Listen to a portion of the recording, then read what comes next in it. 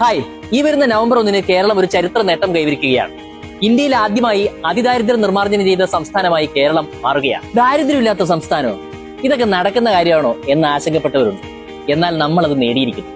പെട്ടെന്നൊരു ദിവസം വെറുതെ പ്രഖ്യാപിക്കുന്നല്ല കേട്ടോ, വലിയ പ്രയത്നം ഇതിന്റെ പിന്നിലും. 2016 നടപ്പിലാക്കിയ അഗതിരഹിത കേരളം പോലെയുള്ള പദ്ധതികളിലും ഉൾപ്പെടാതെ പോയ അതീവ ദുർബലരായ ഒരു വിഭാഗത്തെ കൂടി ചേർത്തുകൊണ്ട് അവരുടെ അതിജീവനത്തിന് സഹായകമാകുന്ന പദ്ധതികൾ രൂപപ്പെടുത്തുകയായിരുന്നു ഇതിന്റെ ആദ്യപടി. ഈ പ്രവർത്തനം തുടങ്ങിയത് ശാസ്ത്രീയമായ ഒരു നിർണയ പ്രക്രിയയിലൂടെയാണ്.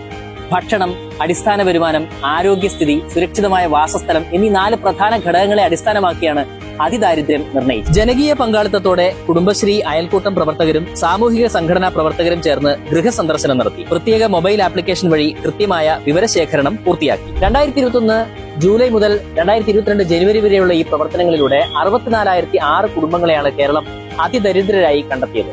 തുടർന്ന് ഓരോ കുടുംബത്തിന്റെയും പ്രശ്നങ്ങളും അവസ്ഥകളും വ്യത്യസ്തമാണ് എന്ന് മനസ്സിലാക്കി. ഇതിന്റെ അടിസ്ഥാനത്തിൽ നിലവിലെ ജീവിതാവസ്ഥയിൽ നിന്ന് അവരെ കരകയറ്റാനായി അവരുടെ കൂടി അഭിപ്രായം പരിഗണിച്ചുകൊണ്ട് മൈക്രോ പ്ലാനുകൾ രൂപപ്പെടുത്തി.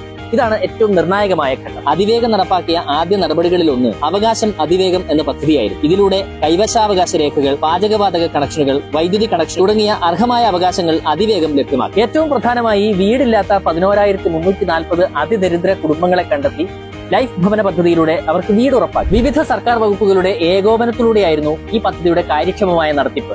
പ്രത്യേക മെഡിക്കൽ ക്യാമ്പുകൾ നടത്തി ചികിത്സയും തുടർ ചികിത്സയും ഉറപ്പാക്കി.